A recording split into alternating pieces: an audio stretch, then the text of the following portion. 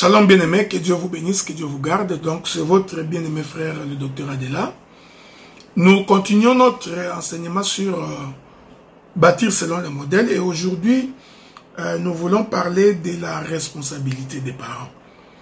Alors je prends les livres de Job. Job chapitre 1er. Je vais donc lire le verset 3.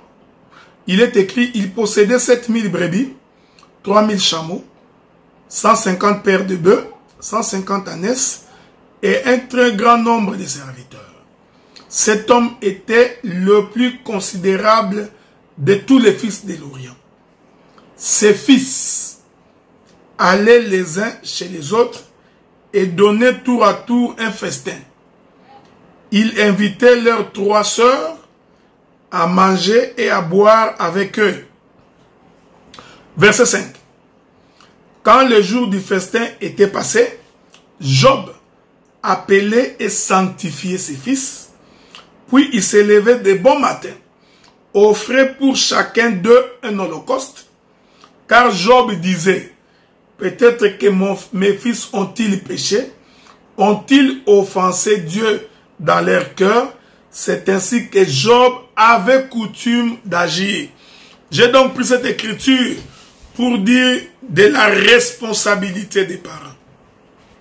La responsabilité des parents consiste à montrer aux enfants la voie du Seigneur, leur apprendre la crainte de Dieu, leur apprendre l'obéissance à la parole. Job, c'était quelqu'un non seulement qui nourrissait ses enfants, non seulement qu'il les vêtissait, mais bien plus, il s'occupait également de leur vie spirituelle. Aujourd'hui, nous avons des difficultés parce qu'il y a des parents qui vont à l'église, mais ils laissent leurs enfants à la maison. Les enfants en train de regarder la télé, jouer avec des tablettes, faire des jeux vidéo, mais le parent, lui, il s'en va à la prière. Cette pratique, elle est très dangereuse. Elle est mauvaise pour vous-même. Parce que l'Écriture dit, apprends à ton enfant la voie du Seigneur. Quand il est encore jeune, quand il vieillira, il ne s'en détournera pas. C'est comme ça que nous avons dans des maisons aujourd'hui des enfants impolis, des enfants qui grondent leurs parents, les enfants qui n'obéissent pas. Ainsi, puisque vous n'amenez pas vos enfants dans les Seigneurs, puisque vous ne l'amenez pas dans l'église pour connaître la vie chrétienne, pour savoir comment se comporter, comment se tenir, c'est ainsi que nous aurons des enfants plongés dans la prostitution, dans l'immoralité, plongés dans la drogue, dans la débauche, et ils sont dans des boîtes de nuit, avec toutes les conséquences qui peuvent en découler, parce que vous aviez estimé que venir à l'église, c'est une affaire des parents, ce n'est pas une affaire des enfants. Ce qui est tout à fait contraire à la vision de l'Écriture. C'est pourquoi j'ai touché l'Écriture de Job. Job sanctifiait ses enfants. Il offrait des sacrifices à l'Éternel pour le péché de ses enfants. Je n'entre pas dans la révélation, je voudrais rester dans la doctrine et dans l'exemple. De la même manière que tu prends soin de tes enfants sur le plan charnel, en leur donnant de la nourriture, des habits à porter, un logis et les envoyer aux études, de la même manière en tant que parent, il faut que tu prennes soin également de la santé spirituelle de tes enfants. Aujourd'hui, on autorise les enfants à 14 ans de quitter la maison de leur père. Le système est ainsi conçu. On dit à nos enfants à l'école, si tu trouves que tu ne peux pas habiter chez tes parents, si tu trouves qu'ils t'embrouillent, si tu trouves qu'ils te dérangent, si tu trouves que tu n'es pas en paix, appelez-nous. Nous allons te loger quelque part. La plupart, la quasi-majorité de ces enfants-là qui vont dans des maisons d'hébergement, ils finissent dans la rue. Ils finissent dans la prostitution. Ils finissent dans la drogue. Vous comprenez que la vie chrétienne, croire en Jésus, c'est le seul rempart qui permet d'avoir des enfants bien éduqués selon le Seigneur. Le système autorise un enfant d'autrui de connaître ou de coucher avec un homme, les filles d'autrui de sortir avec des hommes à l'âge de 14 ans. Le système de ces pays trouve que c'est normal. Ils disent que c'est le droit de l'homme, c'est la liberté. Voilà une dépravation qui fait en sorte que nous avons des enfants mères à 15 ans. Alors quand une fille est maman à 15 ans, quand est-ce qu'elle va aller à l'école? Elle va certainement se chercher un mari. Et comme elle n'est pas allée à l'école, le mari va dominer sur elle. Et dans 20 ans, 10 ans, l'enfant ou la fille est complètement perdue. Vous voyez?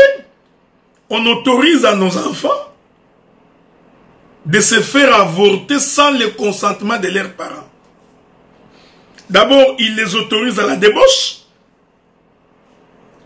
Donc, ils trouvent que c'est un plaisir normal qu'un enfant de 13 à 14 ans a le droit d'avoir. Le système de ces mondes, de ces pays, autorise cela. L'enfant peut attraper des maladies. Elle est encore à 14 ans. Elle ne sait même pas encore prendre soin d'elle. Mais on l'autorise à mener une vie sexuelle active. Et quand elle tombe enceinte, on lui dit, si tu ne veux pas de cette grossesse, appelez-nous. Nous allons t'aider pour aller avorter. Avec toutes les conséquences qui peuvent s'en suivre. Et si demain ou après-demain, la fille entre dans un mariage, elle ne peut plus concevoir, vous direz que c'est la faute des démons? Non, c'est de la responsabilité des parents. Vous, en tant que parents, vous devez apprendre à vos enfants la voie de l'Éternel, la crainte de Dieu, éduquer les enfants, leur intégrer la vie de la moralité, leur apprendre que la vie de l'impudicité est mauvaise, la débauche est mauvaise. Nous avons des garçons qui sont plongés dans la drogue, dans l'alcoolisme. Quand vous laissez ces choses se passer, en fait, vous êtes en train de compliquer votre propre vie, la vie de votre propre foyer, la vie de votre propre maison. Aujourd'hui, les jeunes gens sont sur Internet, ils sont en train de suivre les films pornographiques, sans restriction. Ils apprennent la dépravation sexuelle sur les réseaux sociaux. La bestialité.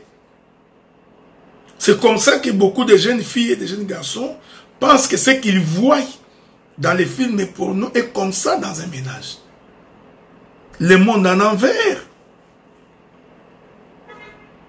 Est-ce que vous comprenez? Remarquez aujourd'hui, le taux de criminalité a atteint un niveau très élevé à cause de se laisser aller, à cause de la famille, la cellule de base d'une famille est effritée, elle est détruite à cause de beaucoup de dispositions que le gouvernement de ce monde est en train de mettre en place pour détruire la vie des familles. L'enfant répond à sa mère insolemment. Il répond à son père sans égard. Et nous avons des filles qui disent à leurs parents, tais-toi ou taisez-vous. Comme on dit en anglais, shut up. Hey, please, don't talk to me like this. Ils ont appris ça dans les systèmes de ce monde. Voilà, quand on est chrétien, vous avez intérêt à amener vos enfants dans la maison de l'Éternel. Amener les enfants à connaître Dieu. Inculquez-les les valeurs chrétiennes, les valeurs morales, les valeurs de respect. Je vais finir par une écriture. Je voudrais finir par une écriture. Ce sont des choses que ce monde est en train de détruire. Il faut donc de temps en temps rappeler aux frères et aux sœurs la responsabilité qu'ils ont d'éduquer les enfants pour que d'ici 15 ans, 20 ans, que nous ayons des hommes de bonne moralité. Il n'y a que les enfants des pauvres dans la majorité des cas et les enfants des immigrants qui sont placés dans des maisons, dans des foyers et qui finissent dans la rue. La plupart des enfants des riches ne vont pas dans la rue. La plupart des enfants des riches, je dis bien la plupart, ils ne vont pas dans les centres d'hébergement où il n'y a aucune autorité parentale. Les enfants doivent se référer aux parents pour trouver les modèles. Alors quand vous n'amenez pas votre enfant à l'église, quand vous allez à l'église, vous abandonnez les enfants. Vous ne vous rendez pas service. Je vais lire une écriture. C'est là que je vais finir. Nous sommes dans les livres d'Éphésiens.